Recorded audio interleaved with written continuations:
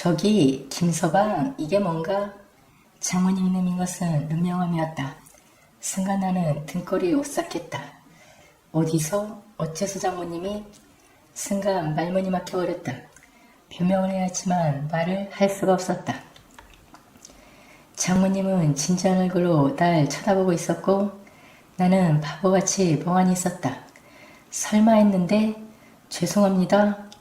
지금까지 아들과 같이 잘해주신 장모님께 차마 거짓말을 할 수 없었고 또한 한다고 해도 사태가 더 커질 것 같아 비참한 심정으로 사실을 인정했다. 그렇게 몇 분간의 침묵이 흐르고 딸아이와 사이가 안 좋나? 아닙니다. 일주일에 이럴 수가. 아내와의 사이를 장모님에게 말해야 되다니. 지금이라도 숨고 싶은 기분이었다. 말하기 곤란한 건가? 이건 중요한 문제이니 말해주길 바라네. 다른 사람이라면 모르겠지만 아들과 같이 대해주시는 장모님이라 그런지 말하지 않을 수가 없었다. 말하기 부끄럽지만 최근 몇 주 동안 없습니다. 지은이가 싫다고 해서 내가 룸에 다니게 된 것은 요즘 들어 거부하는 아내가 원인이었다.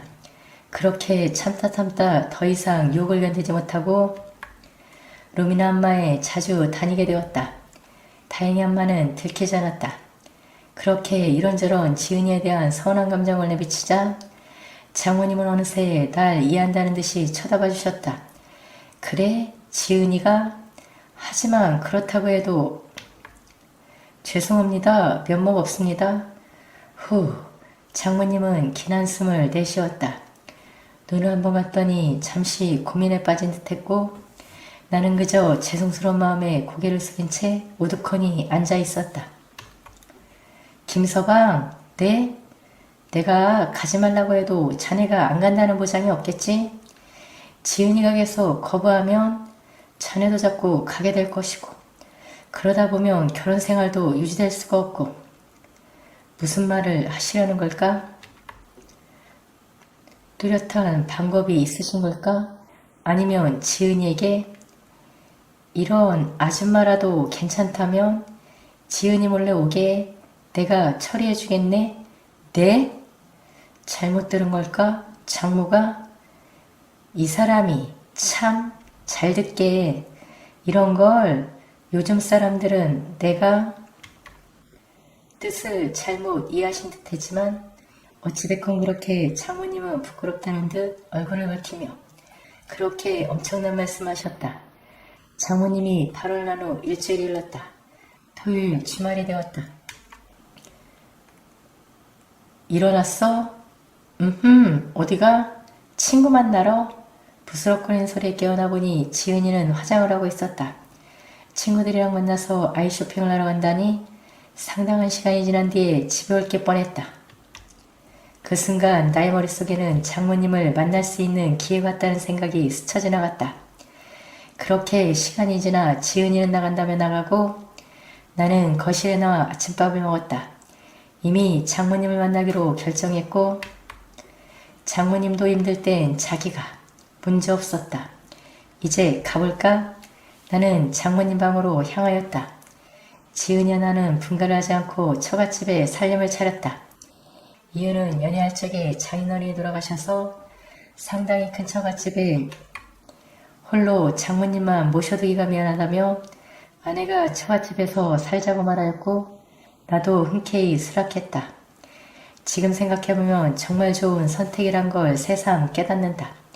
똑똑 장모님 방에 노크를 하지만 반응이 없었다.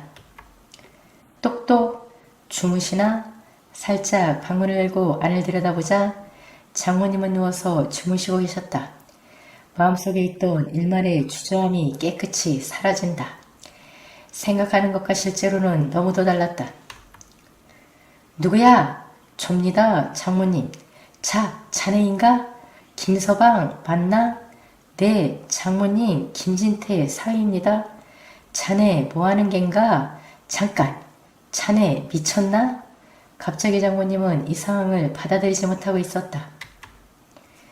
장모님이 말하셨지 않습니까? 이런 게 아니네. 다른 것으로만 그렇게 된 거였다. 장모님이 잘못 말하신 거였다. 어쩐지 좀 이상하다고 생각했지만 이렇게 된 건 잘 알아두세요. 그건 달라요. 알았네. 비켜주게.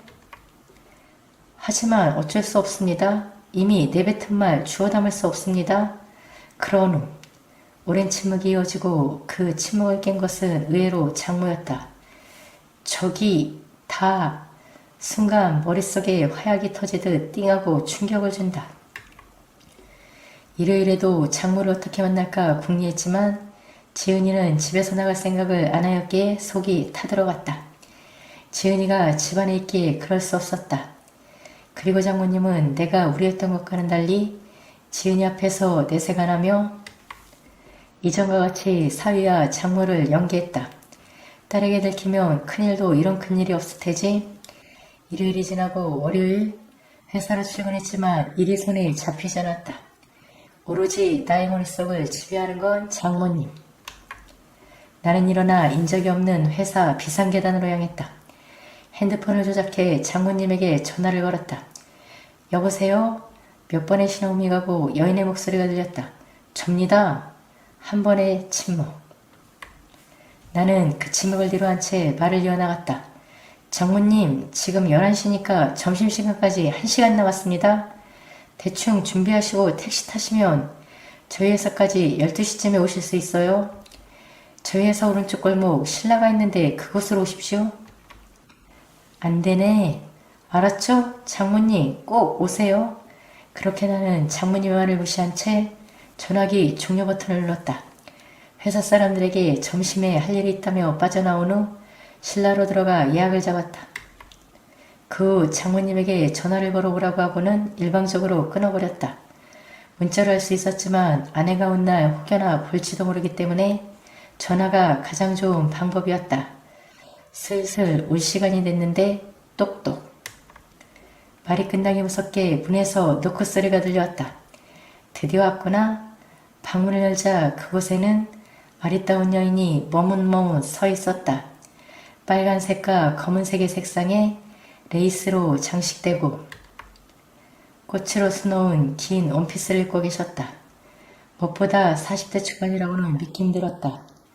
얼굴도 상당히 동안이시고 이렇게 꾸며 입으시니 30대 중반으로 보인다. 그저 멍하니 장모님을 쳐다보고 있자 부끄러운지 얼굴을 긁히며 고개를 숙이신다.